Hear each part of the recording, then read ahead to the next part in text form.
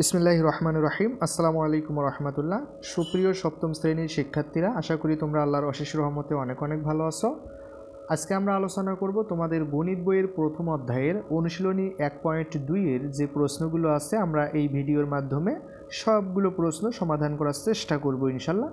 তো 1 নম্বর প্রশ্নটি আমাদেরকে দেওয়া আছে, উপরে দেওয়া আছে 289, নিচে 361, এর বর্গমূল কত? তো আমরা যদি এখানে বর্গমূল নির্ণয় করি, তাহলে 289 এর যদি আমরা বর্গমূল নির্ণয় করি, তাহলে আমরা জানি বাম দিক থেকে দুইটি করে অঙ্ক নিয়ে জোড়া আকারে লিখতে হয় ভাগের সাহায্যে বর্গমূল নির্ণয় করার জন্য। ঠিক আছে, তো আমরা প্রথম যে সংখ্যাটা আছে বা জোড়াটা থাকবে, সেই জোড়া বা প্রথম সংখ্যার পূর্ববর্তী যে বর্গ সংখ্যা সেটা আমাদের প্রথম জোড়ার নিচে লিখতে হয়। তাহলে 2 এর পূর্ববর্তী বর্গ সংখ্যা 1, সেটা প্রথম জোড়ার নিচে আমরা লিখেছি। এখন 1-এর আবার হচ্ছে বর্গমূল 1, সেটা আমরা এই যে খাড়া দাগটা আছে এটার আমরা ডান পাশে লিখব।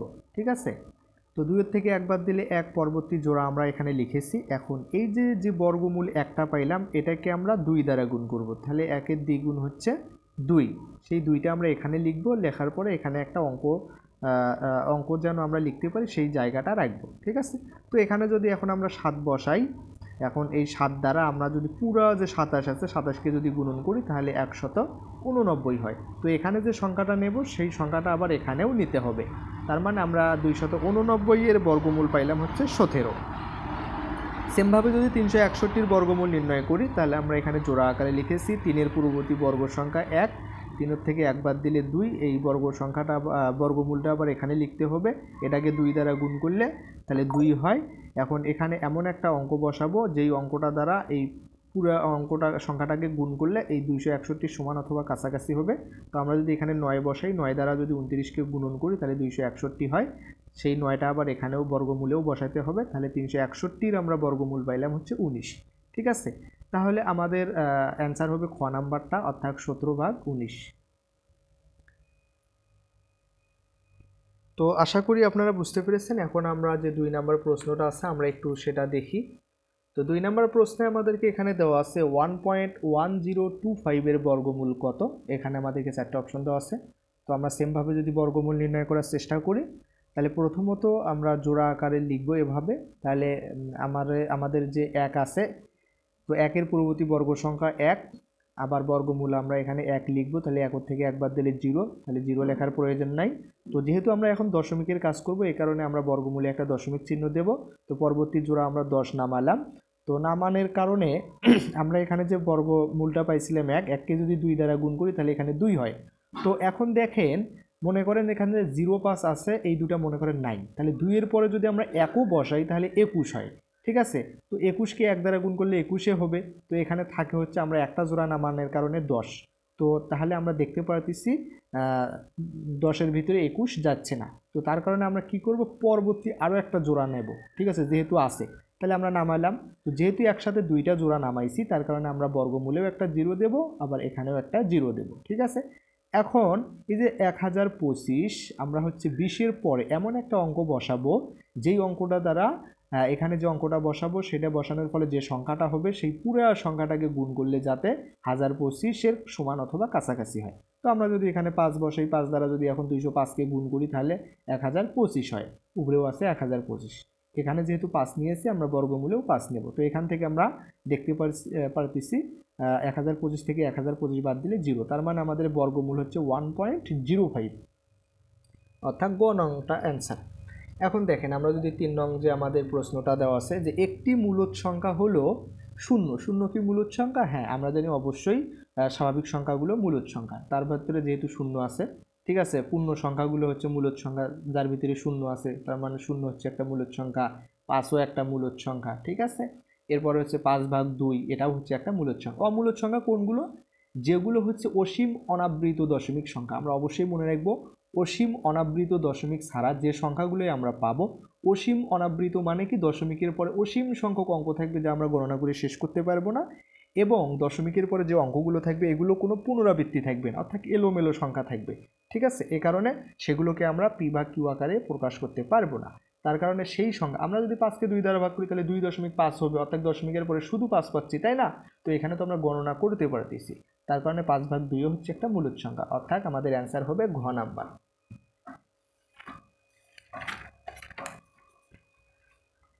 তো দেখেন আমরা যদি এখন 4 নং কোশ্চেনটা একটু দেখি, আমাদেরকে এখানে বলা আছে যে দুইটি ক্রমিক সংখ্যার বর্গের অন্তর 19। দুইটা ক্রমিক সংখ্যা কোনগুলো? আমরা যদি 5 থেকে শুরু করি তাহলে 5, 6, 7, 8 এগুলো ক্রমিক সংখ্যা, অথবা যদি আমরা 10 থেকে শুরু করি তাহলে 10, 11, 12 এগুলো ক্রমিক সংখ্যা। ঠিক আছে, এখন যদি আমি এভাবে বলি যে 10-এর পরে 15 নেই, এরপরে 16, 17 আবার 20 নিলাম, এভাবে যাওয়া যাবে না। ঠিক আছে, অর্থাৎ যেখান থেকে শুরু করব সেখান থেকে সিরিয়াল বাই যাইতে হবে। সেটা যদি জোরের ক্ষেত্রে হয় তাহলে জোরভাবে যাইতে হবে, যেমন 2, 4, 6, 8, 10 এভাবে। 2-এর পরে ডাইরেক্ট 6-এ যাওয়া যাবে না। ঠিক আছে, এরপরে যদি বিজোড়ের ক্ষেত্রে বলা হয়, যদি 5 থেকে আমাদের 3টা ক্রমিক বিজোড় সংখ্যার কথা বলা হয় তাহলে 5, 7, 9, কিন্তু আমি 5-এর পরে ডাইরেক্ট 9-এ যাইতে পারবো না। ঠিক আছে, তো দেখেন এখানে বলা আছে দুইটি ক্রমিক সংখ্যার বর্গের অন্তর। দুইটা ক্রমিক, জোড়ও বলে নেই বিজোড়ও বলে নেই, তার মানে আমাদের ক্রমিক 1, 2, 3, 4, 5 যেগুলো সংখ্যা, যে সংখ্যাগুলো আছে তাদের বর্গের অন্তর হচ্ছে 19। সেই ক্রমিক সংখ্যা দুইটাকে বর্গের অন্তর করলে, ঠিক আছে, বর্গ করে যদি আমরা বিয়োগ করি তাহলে 19 পাই। এই তথ্য থেকে 4 ও 5 নং প্রশ্নের উত্তর দাও। তাহলে এখন 4 নম্বরে বলা আছে যে একটি সংখ্যা 10 হলে অপর সংখ্যাটি কত। তো দেখেন একটা সংখ্যা আমরা x ধরেছি, যেহেতু ক্রমিক সংখ্যা, তাহলে x এর সাথে যদি আমরা 1 যোগ করি তাহলে পরবর্তী সংখ্যাটা পাবো, তাহলে x + 1 হচ্ছে পরবর্তী সংখ্যাটা। ঠিক আছে, এখন সংখ্যাদ্বয়ের বর্গ, যেহেতু এটা বড় এটা ছোট, তাহলে বড়টা আমরা আগে লিখবো, যেহেতু আমাদের এখানে বিয়োগ করতে হবে অন্তরের কথা, অন্তর মানে কি বিয়োগফল। ঠিক আছে, তাহলে x + 1 এটার উপর বর্গ মাইনাস x তার উপর বর্গ। ঠিক আছে, তাহলে x + 1 হোল স্কোয়ার, এক্সটা যদি হয় a, 1টা যদি হয় b, এখানে a + b হোল স্কোয়ারের সূত্র প্রয়োগ করতে পারি।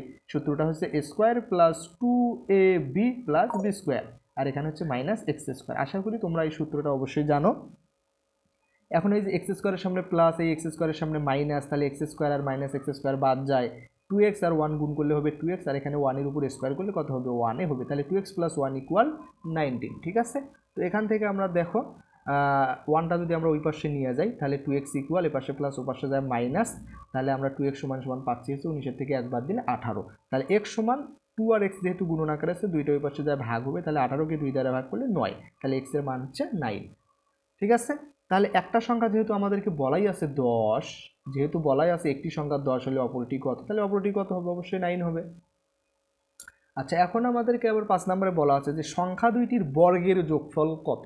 সংখ্যা দুইটির বর্গের যোগফল কত? তাহলে একটা সংখ্যা হচ্ছে 10 আর একটা সংখ্যা হচ্ছে 9, যেটা আমরা পেয়েছি।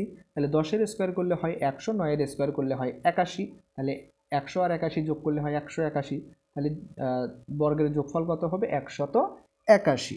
এখন যদি আমরা 6 নং যে কোশ্চেনটা আছে সেটা দেখি যে 0.01 এর বর্গমূল নিচের কোনটি। তো দেখেন আমরা এখানে বর্গমূলটা নির্ণয় করেছি ভাগ প্রক্রিয়ার সাহায্যে।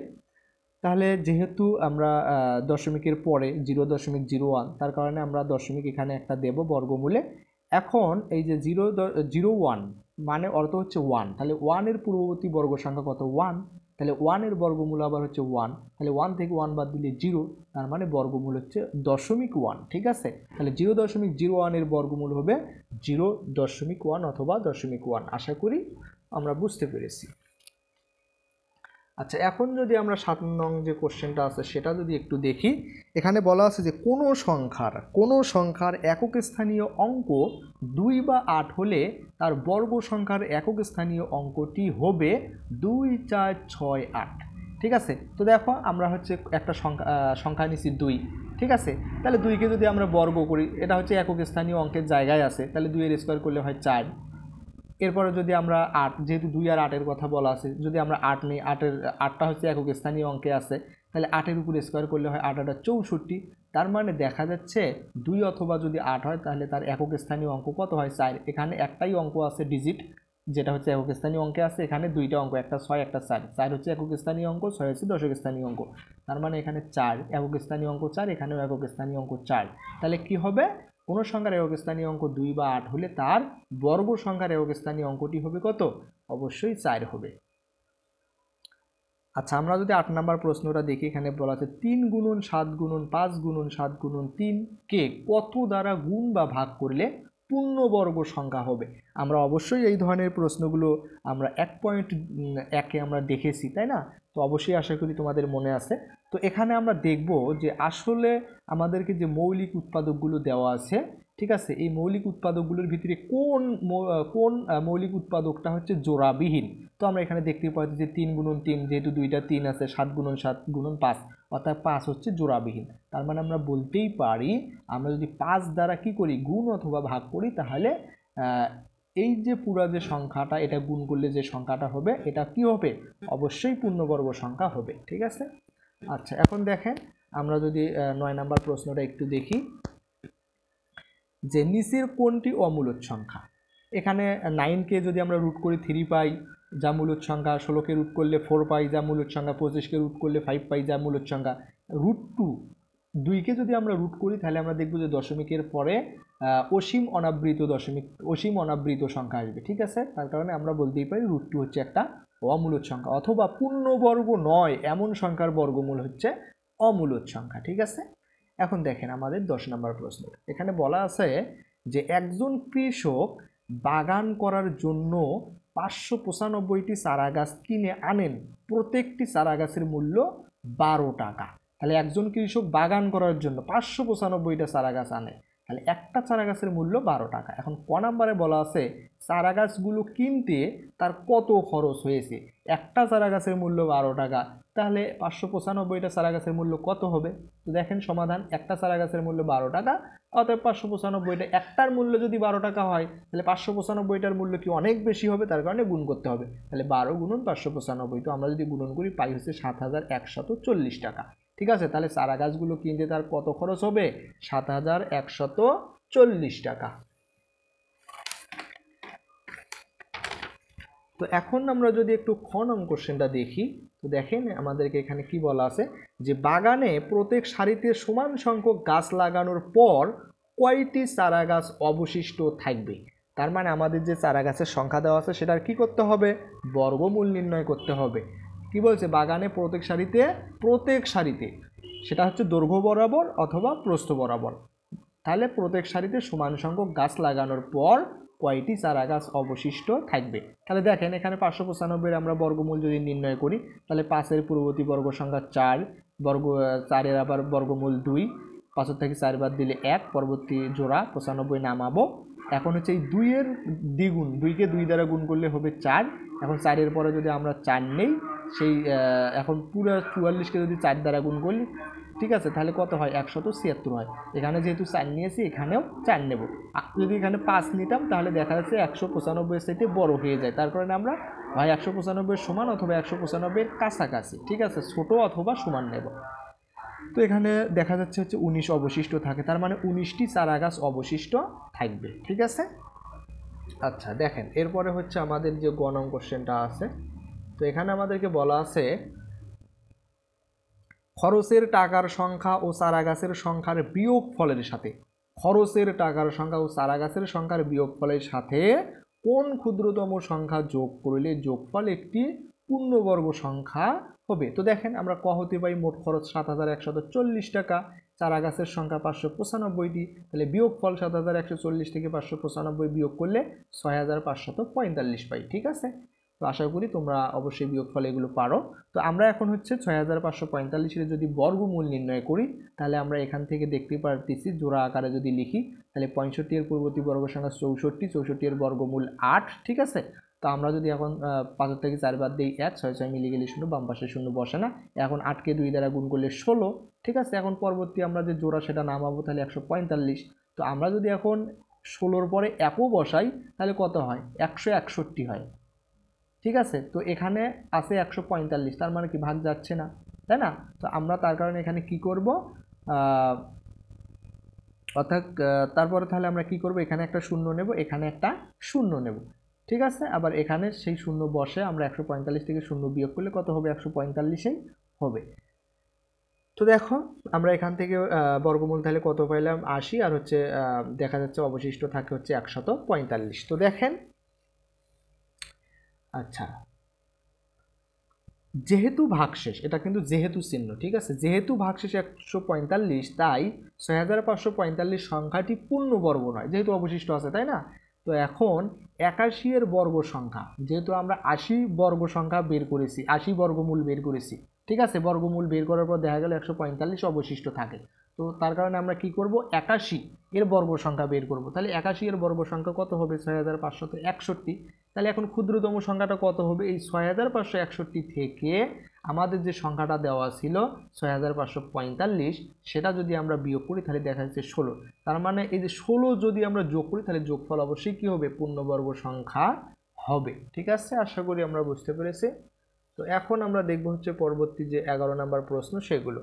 তো আমাদেরকে বলছে যে বর্গমূল নির্ণয় করো 0.36। তো দেখেন এটার যদি আমরা বর্গমূল নির্ণয় করি, যেহেতু দশমিকের পরের বর্গমূল করতে হবে তার কারণে এখানে একটা বর্গমূলে দশমিক দিতে হবে। তাহলে 36 এর পূর্ববর্তী বর্গ সংখ্যা 36, এর বর্গমূল হচ্ছে 6। ঠিক আছে, 36 থেকে 36 বাদ দিলে 0, তার মানে হচ্ছে বর্গমূল হবে 0.6। তো এটার ক্ষেত্রে 2.25। তো 2 এর পূর্ববর্তী বর্গ সংখ্যা 1, 1 এর বর্গমূল 1, 1 কে 2 দ্বারা গুণ করলে 2, তাহলে পরবর্তী 2 থেকে 1 বাদ দিলে 1, পরবর্তী জোড়া 25 নামাইলাম। এখন এখানে যদি 5 বসাই 25 কে 5 দ্বারা গুণ করলে 125, এখানেও আবার 5 নেব, 125 থেকে 125 বাদ দিলে 0, তার মানে 1.5। আচ্ছা, এখন যদি আমরা হচ্ছে গ নং কোশ্চেনটা দেখি 0.0049। তো এখন দেখেন তাহলে আমরা এখানে কি করব, দশমিকের যেহেতু পরের অঙ্কের বর্গমূল তার কারণে এখানে দশমিক দেব। এখন আমরা হচ্ছে দেখতে পারতেছি এই যে জোড়াটা যদি আমরা নেই, প্রথম যে জোড়া 0 0, তো এই জোড়াটা নিলে আসলে আমাদের কাজ হচ্ছে না, 0কে তো আমরা কিছু করতে পারতেছি না, তার কারণে পরবর্তী আরও একটা জোড়া নেব। ঠিক আছে, যেহেতু দুইটা জোড়া একসাথে নিচ্ছি তার কারণে এখানে বর্গমূলে একটা 0 দেব। ঠিক আছে, তো এখন 49-এর পূর্ববর্তী বর্গ সংখ্যা 49। ঠিক আছে, তাহলে 49 আবার বর্গমূল 7, 49 থেকে 49 বাদ দিলে 0, তার মানে বর্গমূল হবে 0.07। এরপর আমরা যদি ঘ নং কোশ্চেনটা একটু দেখি, এখানে 641.1024। তো এটার যদি বর্গমূল নির্ণয় করি তাহলে 4 এর পূর্ববর্তী বর্গ সংখ্যা 6 এর পূর্ববর্তী বর্গ সংখ্যা 4, যার বর্গমূল আবার 2। তো 6 থেকে 4 বাদ দিলে 2, পরবর্তী জোড়া 41 আমরা নামাইলাম। এখন 2 কে 2 দ্বারা গুণ করলে 4, তো 4 এর পরে যদি আমরা 5 বসাই 45 হয়, 45 কে 5 দ্বারা গুণ করলে 225 হয়। এখানে যেহেতু 5 নিয়েছি এখানেও 5 নেব, তাহলে 241 থেকে 225 বাদ দিলে 16। তো যেহেতু আমরা 45 দ্বারা 16কে আমরা আর কিছু করতে পারতেছি না, তার কারণে এখন দশমিকের পরের কাজ শুরু করতে হবে, তার কারণে আমাদের বর্গমূলে দশমিক নিতে হবে এবং পরবর্তী জোড়া নামাবো। এখন 1610, তাহলে 25কে আমরা এখন 2 দ্বারা গুণ করব, 25কে 2 দ্বারা গুণ করলে 50। এখন 50-এর পরে যদি 3 নেই, 3 দ্বারা যদি 503কে গুণ করি তাহলে 1509 হয়। ঠিক আছে, যেহেতু এখানে 3 নিয়েছি এখানেও আমরা 3 নেব, তাহলে 1610 থেকে 1509 বাদ দিলে আমাদের, অর্থাৎ 10 থেকে 9 বাদ দিলে 1, হাতে থাকে 1, 1 1 মিলে গেলে 0, 6 থেকে 5 বাদ দিলে 1, 1 1 মিলে গেলে 0, বাম পাশে 0 বসে না থাকে 101। ঠিক আছে, তো পরবর্তী যে জোড়া আছে সেটা আমরা নামাবো, তাহলে আমাদের 10,124। এখন আমরা কি করব, 253কে যদি 2 দ্বারা গুণ করি তাহলে কত হয়, 253কে 2 দ্বারা গুণ করলে 506 হয়। ঠিক আছে, তো এরপরে যদি আমরা 2 নেই তাহলে আমাদের 5062 হয়, পুরোটাকে যদি 2 দ্বারা গুণ করি তাহলে 10,124 হয়, অর্থাৎ উপরেও 10,124, নিচেও 10,124, তাহলে 10,124 থেকে 10,124 বাদ দিলে 0। তো এখানে যেহেতু 2 নিয়েছিলাম আমাদের বর্গমূলেও 2 নিতে হবে, তার মানে আমাদের বর্গমূল হবে 25.32।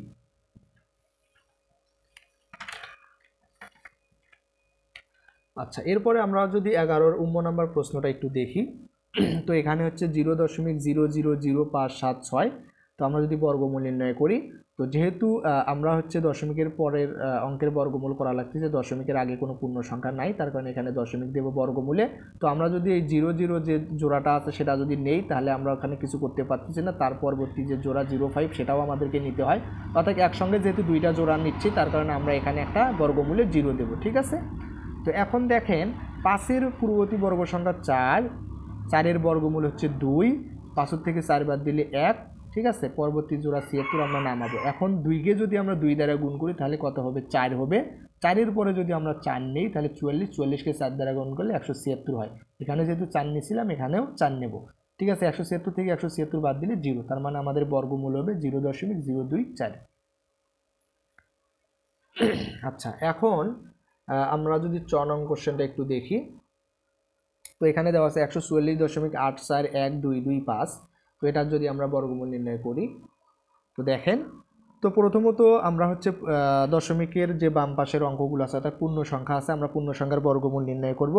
তো প্রথমত একের বর্গমূল, তাহলে একের পূর্ববর্তী বর্গ সংখ্যা 1, ঠিক আছে। একের বর্গমূলও হচ্ছে 1, 1 থেকে 1 বাদ দিলে 0, তাহলে আমাদের 0 লেখার প্রয়োজন নাই। পরবর্তী জোড়া 44 আমরা নামালাম, 1কে 2 দ্বারা গুণ করলে 2, 2 এর পরে যদি 2 নেই তাহলে 22 হয়, 22কে 2 দ্বারা গুণ করলে 22 দুগুণ 44, ঠিক আছে। যেহেতু এখানে 2 নিয়েছি, আমরা বর্গমূলেও কত নিয়েছি, 2 নিয়েছি, তাহলে 40 থেকে 40 বাদ দিলে 0, তাহলে এখানে 0 লেখার প্রয়োজন নাই। তাহলে এখন দশমিকের পরের আমরা কাজ করতেছি, তার কারণে বর্গমূলে দশমিক নেব।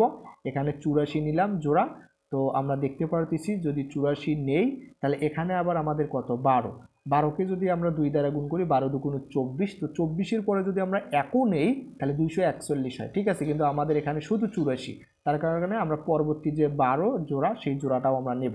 যেহেতু একসঙ্গে দুইটা জোড়া নামাছি তার কারণে আমরা বর্গমূলেও একটা 0 নেব, এখানেও একটা 0 নেব।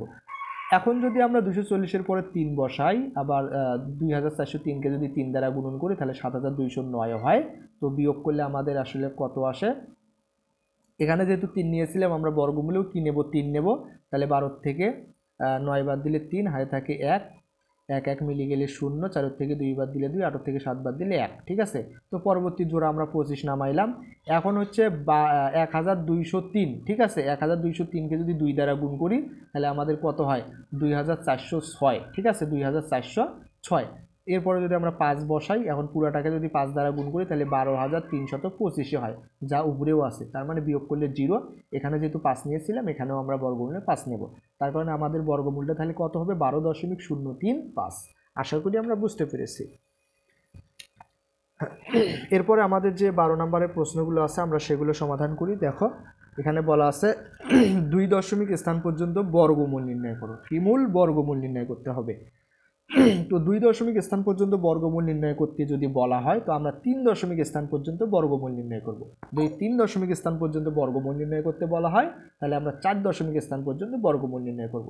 যেহেতু 2 দশমিক স্থান পর্যন্ত বর্গমূল নির্ণয় করতে গেলে আমাদেরকে 3 দশমিক স্থান পর্যন্ত বর্গমূল নির্ণয় করতে হবে।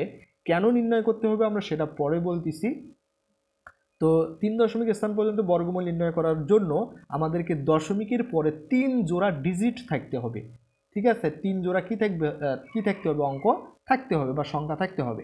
তো দেখেন এখানে শুধু 7, তো 7-এর পরে যেহেতু আমরা দশমিকের পরে আমাদের 3 জোড়া অঙ্ক থাকতে হবে, এখানে যেহেতু দশমিকের পরে কোনো অঙ্ক নাই তার কারণে আমরা এখানে দশমিকের পরে 3 জোড়া 0 নেব, ঠিক আছে। তো এখন দেখেন আমরা পূর্ণ অংশ 7-এর যদি বর্গমূল নির্ণয় করি তাহলে 7-এর পূর্ববর্তী বর্গ সংখ্যা 4, তাহলে 4-এর বর্গমূল 2, 7 থেকে 4 বাদ দিলে 3, পরবর্তী জোড়া আমরা নিলাম, যেহেতু দশমিকের পরের জোড়া নামাইছি এই কারণে বর্গমূলে দশমিক নিতে হবে। তাহলে 300, 2-কে 2 দ্বারা গুণ করলে 4, 4-এর পরে যদি 6 বসাই, 6 দ্বারা যদি 46-কে গুণ করি তাহলে 276 হয়, এখানেও আবার 6 নেব, তো বিয়োগ করলে হয় 24, পরবর্তী জোড়া আবার নেব 0 0, ঠিক আছে, তাহলে 2400 হয়। তাহলে 26-এর আবার হচ্ছে দ্বিগুণ 52, 52-এর পরে যদি 4 বসাই, 4 দ্বারা যদি 524-কে গুণ করি তাহলে হয় 2096, তাহলে 2400 থেকে যদি 2096 বাদ দিই তাহলে হয় 304। এখানে যেহেতু 4 নিয়েছিলাম আমরা এখানেও 4 নেব, ঠিক আছে।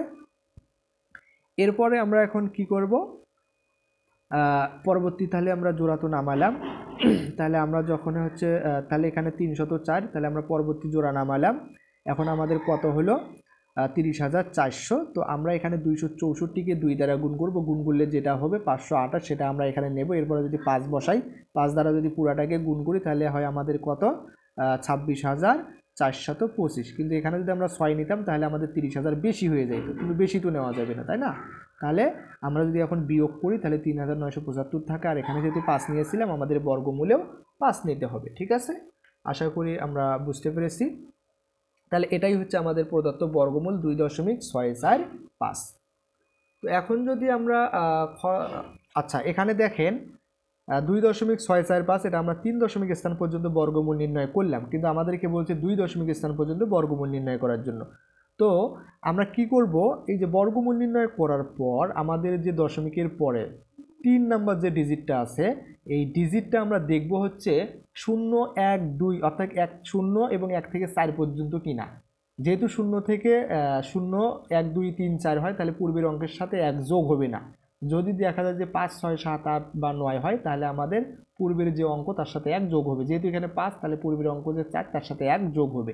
এ কারণেই আমরা যদি 2 দশমিক স্থান পর্যন্ত বর্গমূল নির্ণয় করতে বলে তাহলে 3 দশমিক স্থান পর্যন্ত বর্গমূল নির্ণয় করব আমাদের সঠিক মানটা পাওয়ার জন্য। ঠিক আছে, তাহলে এখানে হবে 2.65।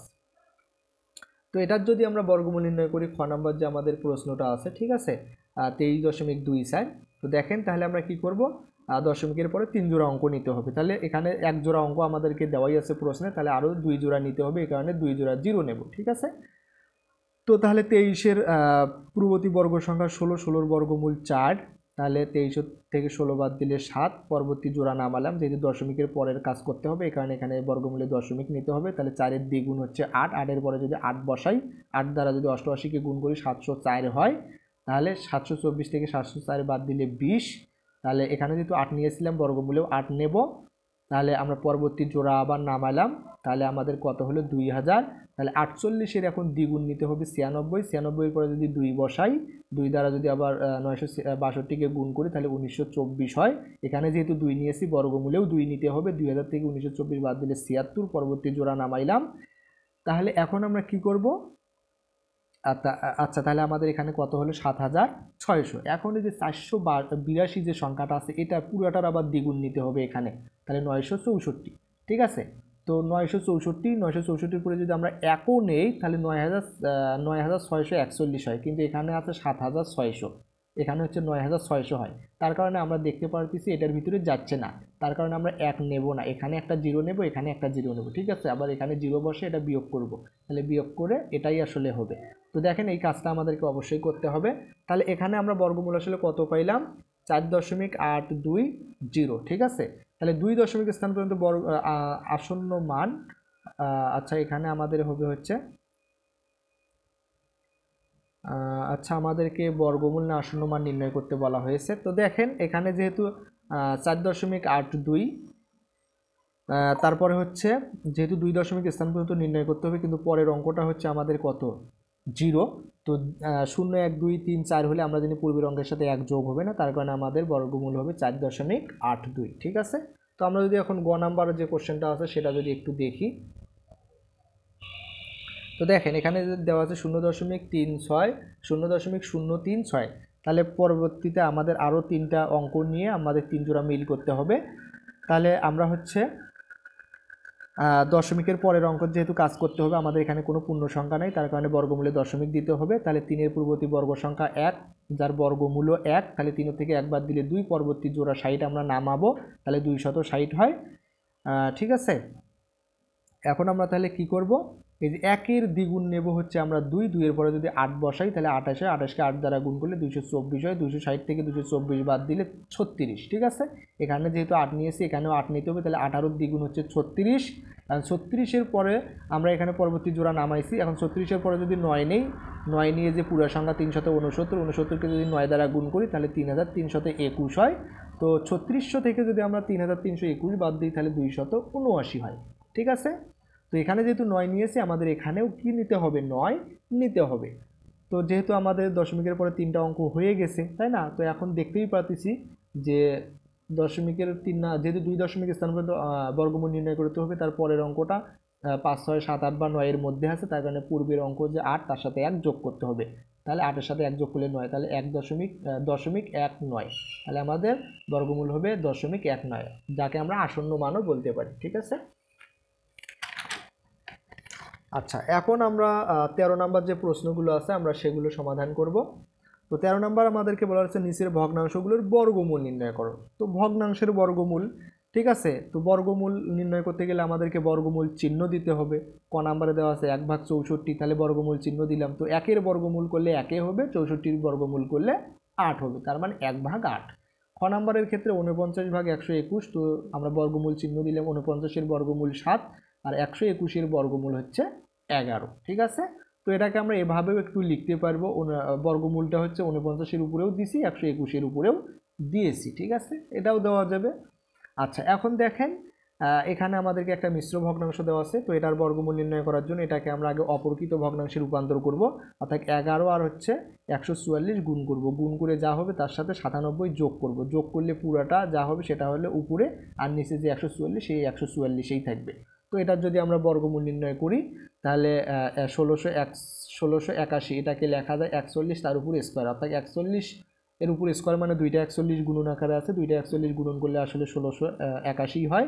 আর 144কে লেখা যায় হচ্ছে 12-র উপর স্কোয়ার, অর্থাৎ 12 গুণ করলে 144 হয়। তাহলে স্কোয়ার রুট কাটাকাটি যায় থাকে 41, স্কোয়ার রুট কাটাকাটি যায় থাকে 12, তার মানে 41/12। এটাকে যদি আমরা কি করি মিশ্র ভগ্নাংশে রূপান্তর করি তাহলে আমরা পাবো হচ্ছে 3 5/12। তো এটাই হচ্ছে আমাদের বর্গমূল। ঠিক আছে, এখন যদি আমরা ঘ নং কোশ্চেনটা একটু দেখি, তো এটাকে সেমভাবে আমরা যদি হচ্ছে অপরকৃত ভগ্নাংশে রূপান্তর করি তাহলে 32 আর 324 গুণ করব, গুণ করি যা হবে তার সাথে লব যে 241 সেটা যোগ করব, তাহলে যোগ করে পুরাটা যেটা হবে সেটা হবে লব, আর নিচে যে হর 324 আছে সেই 324 হবে। তো এখন আমরা বর্গমূল চিহ্ন দিলাম, তাহলে 10,609কে লেখা যায় 103 তার উপর স্কোয়ার, আর 324কে লেখা যায় 18 তার উপর স্কোয়ার, অর্থাৎ 18-র উপর স্কোয়ার মানে দুটা 18 গুণন আকারে আছে, দুটা 18 গুণ করলে 324 হয়। সেমভাবে 103-এর উপর স্কোয়ার মানে দুটা 103 গুণন আকার আছে, দুটা 103 গুণ করলে 10,609 হয়। ঠিক আছে, তো স্কোয়ার রুট কাটাকাটি গেলে উপরে থাকে 103, স্কোয়ার রুট কাটাকাটি গেলে নিচে থাকে 18। তো এটাকে যদি আমরা মিশ্র করি তাহলে পাই 5/13। ঠিক আছে, তো আশা করি আমরা বুঝতে পেরেছি। এখন আমরা দেখব 14 নম্বর প্রশ্নগুলো। তো 14 নম্বর প্রশ্নের ক্ষেত্রে আমাদেরকে বলা আছে যে 3 দশমিক স্থান পর্যন্ত বর্গমূল নির্ণয় করো। 3 দশমিক স্থান পর্যন্ত বর্গমূল, যেহেতু এটা আমাদের হচ্ছে কি দেওয়া আছে ভগ্নাংশ দেওয়া আছে, তো এখান থেকে আমাদেরকে হচ্ছে ভাগ করে আগে দশমিকের পরে কি নিতে হবে 3 জোড়া ডিজিট নিতে হবে। যেহেতু আমাদেরকে বলছে যে 3 দশমিক স্থান পর্যন্ত বর্গমূল, তার কারণে আমাদেরকে এখন কি করতে হবে 4 দশমিক স্থান পর্যন্ত বর্গমূল নির্ণয় করতে হবে। ঠিক আছে, তো এই কারণে আমাদের দশমিকের পরে 4 জোড়া ডিজিট লাগবে, তার কারণে আমরা কি করব 6কে 7 দ্বারা ভাগ করে দশমিকের পরে আমরা আগে হচ্ছে কি করব 8টা ডিজিট নেব।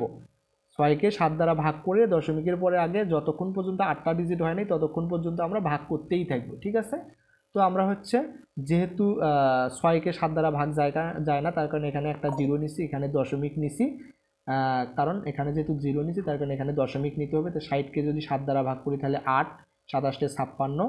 ঠিক আছে, 60 থেকে 56 বাদ দিলে 4, এরপরে দশমিকের কারণে একটা 0, তাহলে 40, 40-এর ভিতরে 7 যায় হচ্ছে কয়বার 5 বার, 5 7 35। তো 35 10 থেকে 5 বাদ দিলে 5, আগে থাকে 1 1 আর 3 4, 4 4 মিলিয়ে গেলে 0, দশমিকের কারণে একটা 0, 50, 50-এর ভিতরে 7 যায় কয়বার 7 7 49, এখানে 7 নিয়েছি। তো এইভাবে আমরা হচ্ছে ভাগ করেছি, আশা করি আপনারা এই ভাগগুলো পারবেন। তো আমরা এইভাবে ভাগ করেছি, তো ভাগ করার পরে দেখেন এখানে আমরা 8টা ডিজিট এখানে নিয়েছি। ঠিক আছে, তো এখন এই যে দশমিকের পরে যে 8টা ডিজিট 0.8 5 7 1 4 2 8 5, তো এটার আমরা এখন বর্গমূল নির্ণয় করব। তো দেখেন এখানে আমরা বর্গমূল নির্ণয় করেছি, ডিজিটগুলো নিয়েছি দশমিকের পর 8 5 7 1 4 2 8 5। ঠিক আছে, তো দেখেন তাহলে যেহেতু দশমিক পূর্ণ অংশ কোনো নাই তার কারণে আমরা কি করব এখানে বর্গমূলে দশমিক চিহ্ন দেব। তাহলে 85 পূর্ববর্তী বর্গ সংখ্যা 81, তো 81-র বর্গমূল 9, 85 থেকে 81 বাদ দিলে 4, পরবর্তী জোড়া 71 আমরা নামাইলাম, তার সাথে 71। তাহলে এখন আমরা 9-এর আবার দ্বিগুণ নেব 18। ঠিক আছে, 18-র পরে যদি 2 বসাই তাহলে 182, 182-কে 2 দ্বারা গুণ করলে 364, তাহলে 471 থেকে 64 বাদ দিলে 107। পরবর্তী জোড়া আমরা 42 নামাইছি, তাহলে 10,724। এখানে যেহেতু আমরা 2 নিয়েছিলাম এখানেও 2 নিয়েছি, তাহলে এখন 92-এর দ্বিগুণ 184, 184-র পরে যদি 5 বসাই তাহলে দেখা যাচ্ছে আমাদের হয় হচ্ছে 9,200। 5 বসাই এবং পুরোটাকে যদি 5 দ্বারা গুণ করি তাহলে 9,225, তো বিয়োগ করলে হয় 1517। তো যেহেতু এখানে 5 নিয়েছি এখানেও আমরা 5 নেব। ঠিক আছে, এখন 925, 925-কে যদি 2 দ্বারা গুণ করি তাহলে 1850 হয়। তো এরপরে আমরা এই যে পরবর্তী জোড়াটা আমরা এখানে নামাছি বিয়োগফলের সাথে, তো এখানে আমাদের কত হচ্ছে একক দশক শতক হাজার অযুত লক্ষ 1,51,785। তো আমরা এখানে যদি 8 বসাই তাহলে পুরাটাকে যদি 8 দ্বারা গুণ করি তাহলে 1,48,064 হয়, তো বিয়োগ করলে হয় 13,721। এখানে যেহেতু 8 নিয়েছি এখানেও 8 নেব। তো আমরা বর্গমূল আসলে কত পাইলাম 0.9258, 4 দশমিক স্থান পর্যন্ত নির্ণয় করেছি। যেহেতু আমাদেরকে 3 দশমিক স্থান পর্যন্ত নির্ণয় করতে বলেছে এবং 3 দশমিক স্থানের পরের অঙ্কটা হচ্ছে 5 6 7 8 বা 9 এর মধ্যে আছে, তার কারণে পূর্ববর্তী অঙ্ক যে 5 তার সাথে 1 যোগ করতে হবে, তাহলে 9 2 6 হবে। তাহলে আমাদের নির্ণয় বর্গমূলের 0.926। আশা করি আমরা বুঝতে পেরেছি। তো আমাদের পরবর্তী যে খ নাম্বার প্রশ্নটা দেওয়া আছে, 2 সমস্ত 5/6 অপরকৃত, এটাকে যদি আমরা অর্থাৎ মিশ্র আছে এখান থেকে যদি অপরকৃত করি তাহলে 6 2 12, 12 আর 5 17 আর নিচে হচ্ছে 6।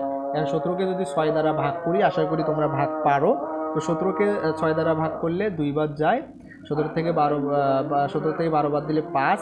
তো 5-এর ভেতরে যেহেতু 6 যাচ্ছে না, এখানে একটা দশমিক নেব, এখানে 0 নেব, তাহলে 50-এর ভেতরে 6 যায় হচ্ছে 8 বা 6 আসতে 48, এখানে 8 আর এখানে 48, তাহলে 50 থেকে 48 বাদ দিলে 2 0।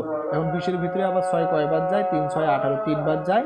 তো এখানে আমরা 18 নামাচ্ছি, তাহলে 20 থেকে 18 বাদ দিলে 2। তো আমরা যদি এভাবে ভাগ করে দেখি যে বারবার 3 3 করে আসতেছে, তো আমরা এখানে দশমিকের পরে হচ্ছে 8টা ডিজিট নিয়েছি, যতক্ষণ পর্যন্ত 8টা হয়নি। ঠিক আছে, আমরা এভাবে ভাগ করেছি। আশা করি তোমরা এই ভাগগুলো পারবা।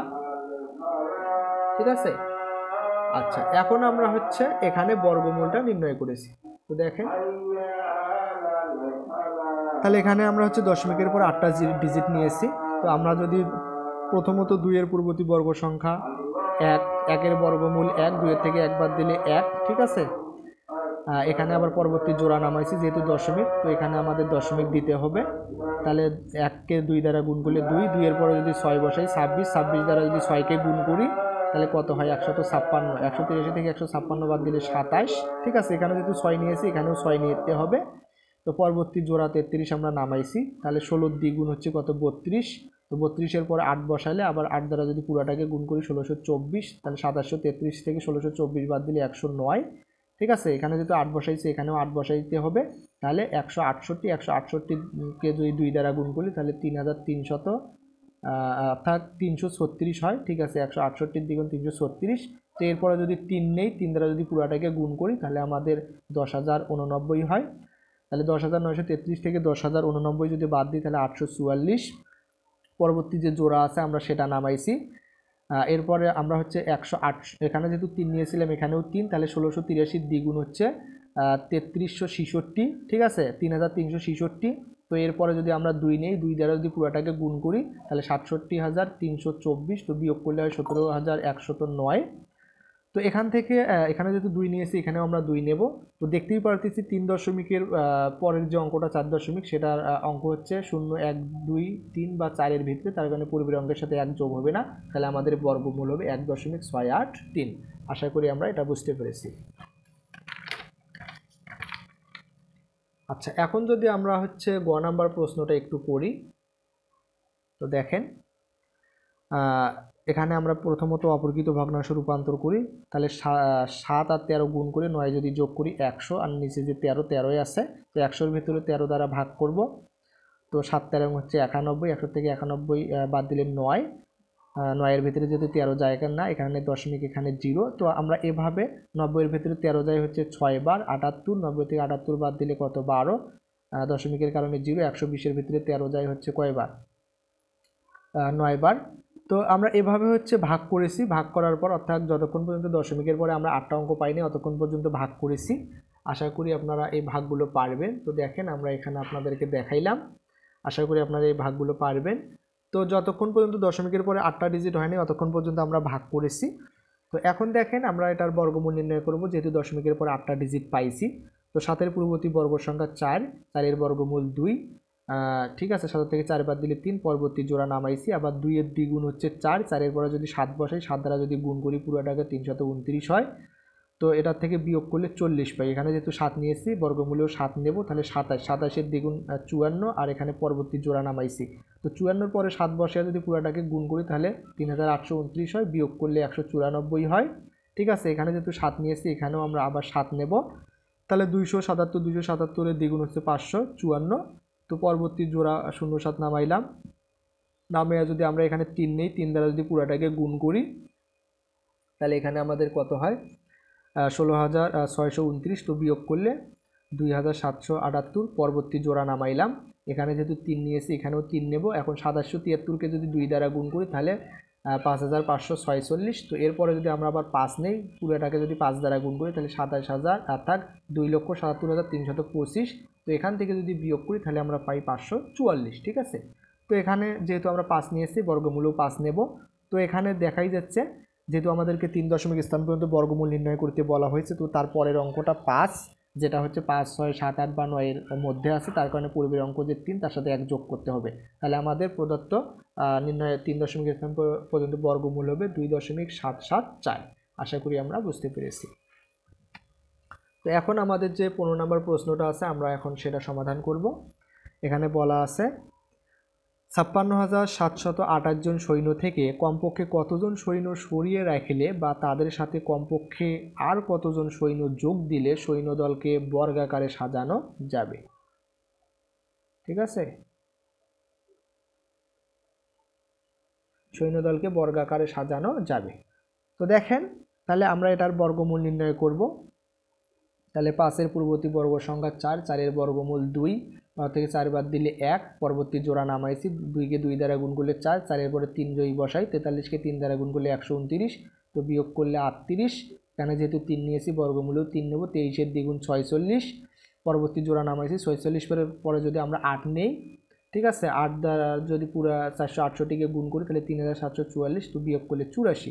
তাহলে আমরা এখান থেকে দেখতে পারতেছি যেহেতু 84 অবশিষ্ট থাকে তাই সংখ্যাটি পূর্ণবর্গ সংখ্যা নয়। অতএব 84 জন সৈন্য সরিয়ে রাখলে সৈন্যদলকে বর্গাকারে সাজানো যাবে, ঠিক আছে।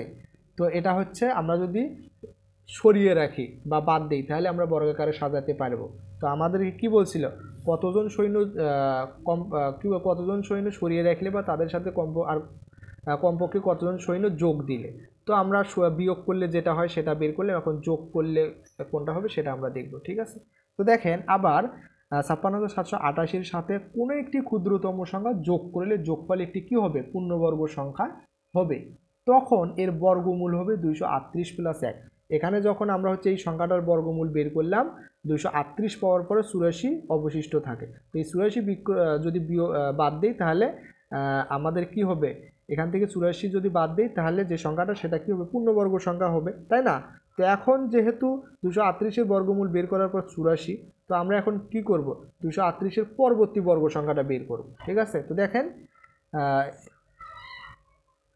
তখন তাহলে আমরা কি করব, এর সাথে কোনো একটি ক্ষুদ্রতম সংখ্যা যোগ করলে যোগফল পূর্ণবর্গ সংখ্যা হবে, তখন এর বর্গমূল হবে 238 + 1 অর্থাৎ 239।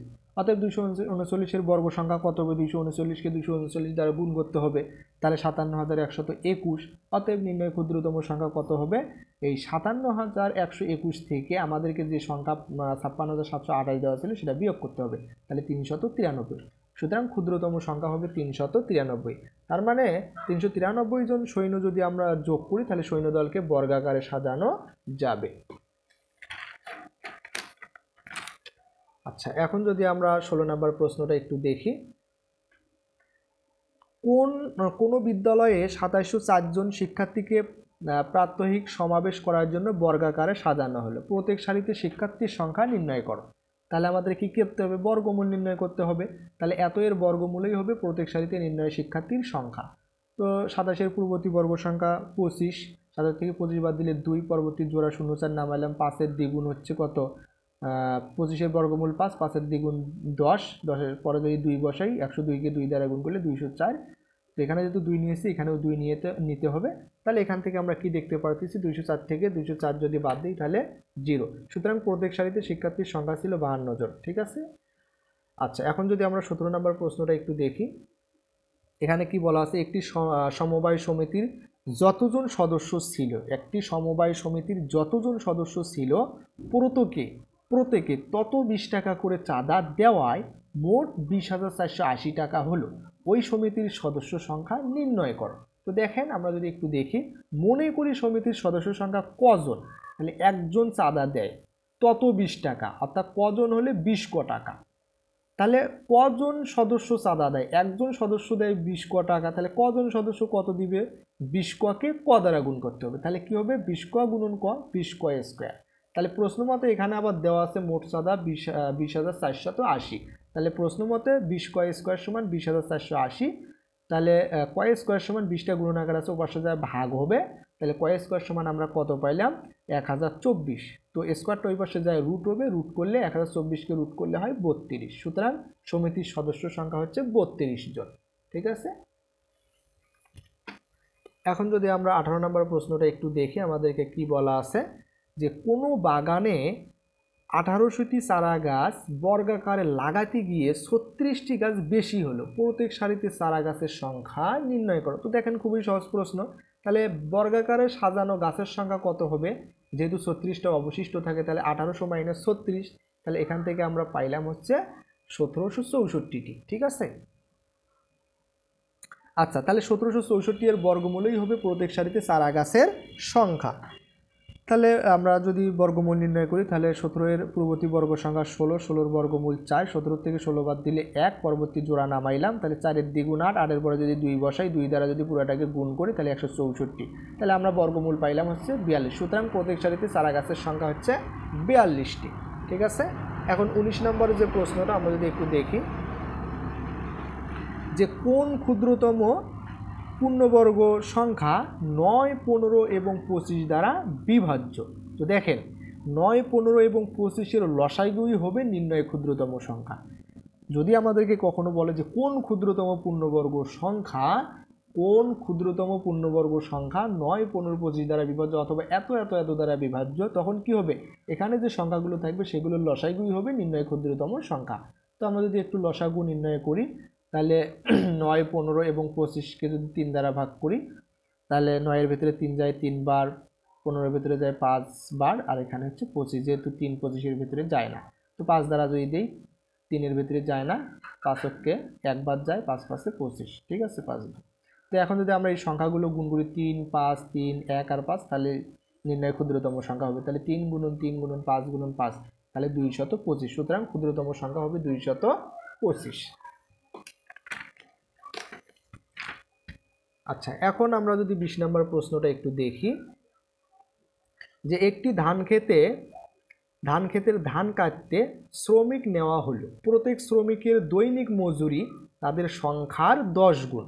তাহলে দৈনিক মোট মজুরি 6250 টাকা হলে শ্রমিকের সংখ্যা নির্ণয় করো। তো দেখেন মনে করি শ্রমিকের সংখ্যা কজন, তাহলে একজন শ্রমিকের মজুরি কি বলছিল এখানে 10 গুণ, মজুরি তাদের সংখ্যার 10 গুণ, তাহলে শ্রমিকের সংখ্যার 10 গুণ, তাহলে কয়ের 10 গুণ, ক হচ্ছে কি শ্রমিকের সংখ্যা, তাহলে একজন শ্রমিকের মজুরি হবে 10 ক টাকা, 10 আর ক যদি গুণ করি 10 ক টাকা, তাহলে কজন শ্রমিকের, ঠিক আছে একজন শ্রমিকের মজুরি 10 ক, তাহলে কজন শ্রমিকের 10 ককে ক দ্বারা গুণ করতে হবে, তাহলে 10 ক গুণন ক, তাহলে 10 ক আর ক গুণ করলে 10 ক স্কোয়ারের টাকা। তো এখানে আবার মোট মজুরি দেওয়া আছে কত, দৈনিক মোট মজুরি 6250 টাকা। ঠিক আছে, তাহলে প্রশ্ন মধ্যে 10 ক স্কোয়ার সমান 6250 টাকা। ঠিক আছে, তো দেখেন 10টা ওই পাশে যা ভাগ হলো, তাহলে ভাগ করলে 625 পাই, স্কোয়ারটা রুট হলো, রুট করলে আমরা পাই হচ্ছে 25। সুতরাং শ্রমিকের সংখ্যা 25 জন। ঠিক আছে, আশা করি আমরা বুঝতে পেরেছি। আচ্ছা, এখন যদি আমরা হচ্ছে 22 নম্বর প্রশ্নটা একটু দেখি, এখানে কি বলা আছে, অর্থাৎ 21 নম্বর প্রশ্ন, যে দুইটি ক্রমিক সংখ্যার বর্গের অন্তর 37 হলে সংখ্যা দুইটি নির্ণয় করো। তাহলে মনে করি সংখ্যা দুইটি ক ও ক প্লাস 1, যেহেতু দুইটি ক্রমিক সংখ্যার কথা বলছে তাহলে ক হলে পরেরটা হবে ক প্লাস 1, তাহলে সংখ্যা দুইটির বর্গ, তাহলে ক এর বর্গ ক স্কোয়ার আর ক প্লাস 1 এর বর্গ হচ্ছে ক প্লাস 1 তার উপর স্কোয়ার। তাহলে প্রশ্ন মতো এখানে কি বলছে বর্গের অন্তর, তাহলে বড়টা হচ্ছে ক প্লাস 1 তার উপর স্কোয়ার মাইনাস ষোলোটা হচ্ছে ক স্কোয়ার, তাহলে বর্গ করি বিয়োগ করলাম, তাহলে বিয়োগফল হবে কত 37। তো এখান থেকে দেখুন ক প্লাস 1 হোল স্কোয়ার, এখানে এ প্লাস বি হোল স্কোয়ারের সূত্র প্রয়োগ করলাম, square plus 2ab plus B square, আর এখানে হচ্ছে মাইনাস ক স্কোয়ার, এখানে হচ্ছে 37। তাহলে এখান থেকে ক স্কোয়ার আর মাইনাস ক স্কোয়ার বাদ যায়, 2 ক আর 1 গুণ করলে 2 ক, আর এখানে হচ্ছে থাকে হচ্ছে কত, তো দেখেন আচ্ছা এখানে আমাদের থাকে হচ্ছে square plus 2ab plus B square, এখানে হচ্ছে 1 হবে। ঠিক আছে, এখানে 1 হবে 1, তাহলে এখানে 2ক প্লাস 1, আর এখানে হচ্ছে 37, তাহলে 2ক 1টা যদি ওই পাশে যায় তাহলে 37 থেকে 1 বাদ দিলে 36, তাহলে 2ক সমান 36, তাহলে ক সমান 2টা ওই পাশে আসে ভাগ হবে, 36কে 2 দ্বারা ভাগ করলে 18, অর্থাৎ একটি সংখ্যা 18, তাহলে অপর সংখ্যাটা কত হবে ক যোগ 1, অর্থাৎ ক এর মান 18, তাহলে 18 যোগ 1 অর্থাৎ 19। ঠিক আছে, আশা করি আমরা বুঝতে পেরেছি। তো এখন যদি আমরা হচ্ছে 22 নম্বর প্রশ্নটা একটু দেখি, এখানে কি বলা আছে যে এমন দুইটি ক্ষুদ্রতম সংখ্যা নির্ণয় করো যাদের বর্গের অন্তর একটি পূর্ণবর্গ সংখ্যা। তাহলে এমন দুইটি ক্ষুদ্রতম সংখ্যা নির্ণয় করো যাদের বর্গের অন্তর একটি পূর্ণবর্গ সংখ্যা। তাহলে মনে করি সংখ্যা দুইটি ক ও ক প্লাস 1, আমরা এটা মনে করে নিলাম। তো দেখেন, এবং সংখ্যা দুইটির বর্গ ক স্কোয়ার ও ক প্লাস 1 তার উপর স্কোয়ার, অতএব সংখ্যা দ্বয়ের বর্গের অন্তর তাহলে ক প্লাস 1 তার উপর স্কোয়ার মাইনাস ক স্কোয়ার। এখান থেকে যদি আমরা সূত্র প্রয়োগ করি তাহলে square plus 2ab plus B square minus ক স্কোয়ার, তাহলে প্লাস ক স্কোয়ার মাইনাস ক স্কোয়ার বাদ যায়। তাহলে এখান থেকে 2 ক আর 1 গুণ করলে 2 ক, আর 1 এর উপর স্কোয়ার করলে 1, তাহলে 2 ক প্লাস 1। তো দেখেন, এখন আমরা যদি ক সমান 1 2 3 4 5 6 7 ডট ডট ইত্যাদি মান বসিয়ে পাই, তাহলে ক সমান যদি 1 হয় তাহলে আমরা হচ্ছে 2 ক প্লাস 1, তাহলে 2 গুণন ক এর মান যদি 1 হয় তাহলে 2 আর 1 গুণ করলে 2, 2 এর সাথে 1 যোগ করলে 3, যা পূর্ণবর্গ সংখ্যা নয়। এরপরে ক সমান যদি 2 হয় তাহলে 2 2 গুণ 4 আর 1 5, যা পূর্ণবর্গ সংখ্যা নয়। আবার ক সমান যদি 3 হয় 3 2 গুণ 6 আর 1 7, যা পূর্ণবর্গ সংখ্যা নয়। ক সমান যদি 4 হয় তাহলে 4 2 গুণ 8 আর 1 9, যা পূর্ণবর্গ সংখ্যা। ঠিক আছে, তাহলে ক্ষুদ্রতম পূর্ণবর্গ সংখ্যা একটা 4, তাহলে অপর সংখ্যাটা কত হবে? 4 যোগ 1 5, যেহেতু আমরা একটা ধরেছিলাম ক আর একটা ধরেছিলাম ক যোগ 1, তাহলে ক সমান যদি 4 হয় তাহলে পূর্ণবর্গ সংখ্যা হয়। ঠিক আছে, অর্থাৎ 9 হয়, যা পূর্ণবর্গ সংখ্যা, তাহলে অপর সংখ্যাটা হবে 4 যোগ 1 অর্থাৎ 5। ঠিক আছে। আচ্ছা, এখন দেখেন 23 নম্বর প্রশ্নটা।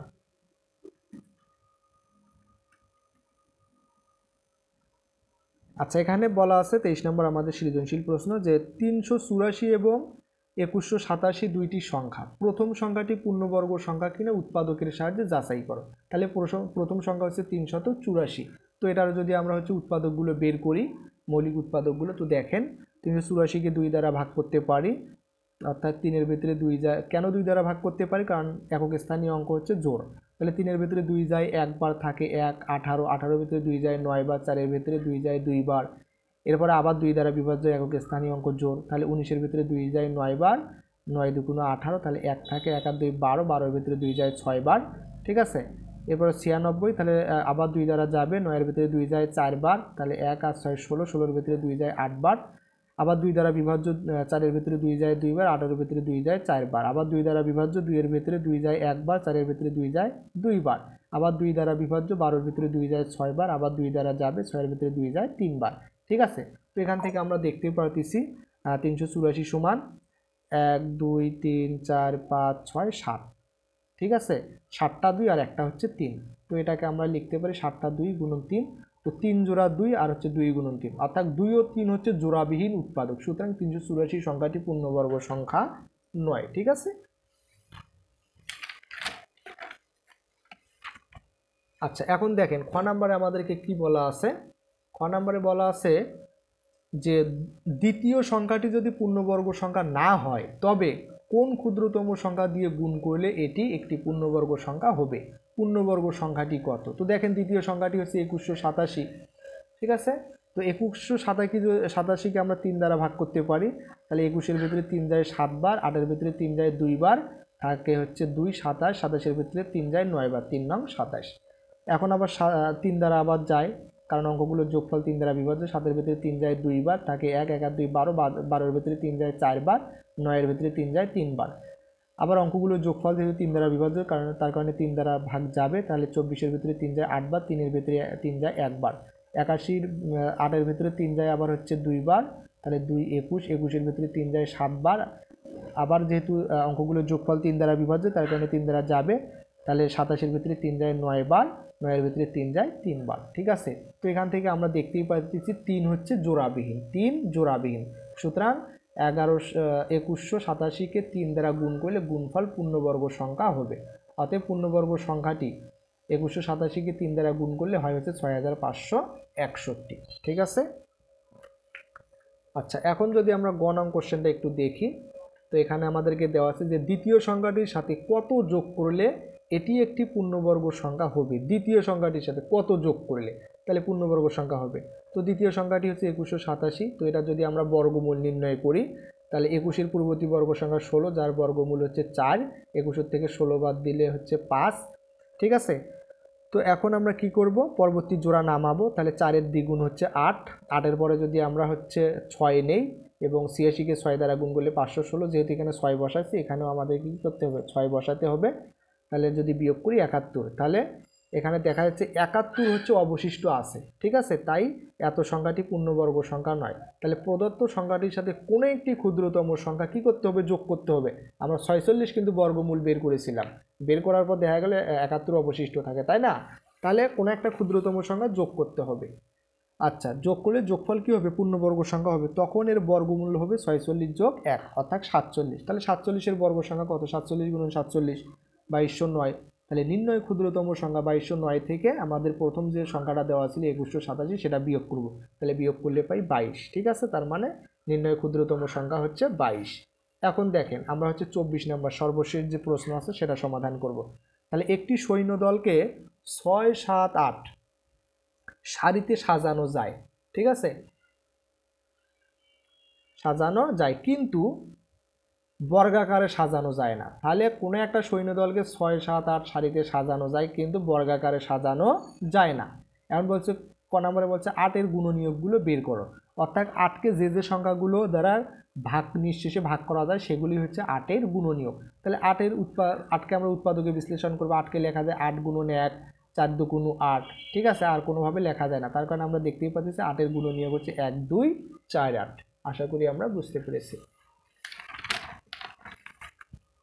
তো এখন দেখেন যে খ নাম্বার প্রশ্নটা, খ নাম্বারে আমাদেরকে কি বলছে যে সৈন্য সংখ্যাকে কোন ক্ষুদ্রতম সংখ্যা দ্বারা গুণ করলে সৈন্য সংখ্যাকে বর্গাকারে সাজানো যাবে, ঠিক আছে। তো দেখেন 6, 7 ও 8-এর লসাগুই হবে নির্ণয় সৈন্য সংখ্যা, ঠিক আছে। আমরা প্রথমত সৈন্য সংখ্যা বের করবো, এই কারণে 6, 7 ও 8-এর লসাগু নির্ণয় করতে হবে।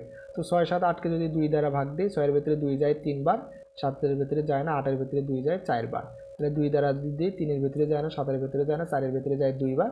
তো এগুলো যদি আমরা এখন গুণ করি তাহলে পাই 168, ঠিক আছে। আবার 168 এখানে আবার দেখা যাচ্ছে কি 2, 3, 7, অর্থাৎ এখানে 2, 3 ও 7 হচ্ছে জোড়াবিহীন। আমরা এখানে যে মৌলিক উৎপাদকগুলো বের করেছিলাম, তাই না, সেখানে 2, 3 ও 7 কি দেখা যাচ্ছে, জোড়াবিহীন। তাই 168কে আমরা বলতে পারি 168কে 2 গুণন 3 গুণন 7 বা 42 দ্বারা গুণ করলে সৈন্য সংখ্যাকে বর্গাকারে সাজানো যাবে। আশা করি আমরা বুঝতে পেরেছি, ঠিক আছে। আচ্ছা, এখন আমাদের যে সর্বশেষ গ নাম্বার প্রশ্নটা আছে আমরা যদি একটু দেখি, এখানে কি বলা আছে, ওই দলে কমপক্ষে কতজন সৈন্য যোগ দিলে সৈন্য দলকে বর্গাকারে সাজানো যাবে। তাহলে খ হতে পাই হচ্ছে সৈন্য সংখ্যা 168। তো আমাদেরকে বলছে কতজন সৈন্য যোগ দিলে সৈন্য দলকে বর্গাকারে সাজানো যাবে, ঠিক আছে। এই কারণে আমরা 168-র আগে বর্গমূল বের করব। তো এখানে যদি বর্গমূল বের করি, 1-এর পূর্ববর্তী বর্গ সংখ্যা 1, 1-এর বর্গমূল 1। তাহলে আমরা এখন কি করব, এখন থেকে 1 বাদ দিলে 0, পরবর্তী জোড়া নামাবো। তাহলে 1-এর দ্বিগুণ 2, 2-এর পরে যদি 2 নেই 22, 22কে 2 দ্বারা গুণ করলে 44, ঠিক আছে। যদি 3 নিতাম এখানে তাহলে 68-র বেশি হইতো, তার কারণে আমরা নেব না।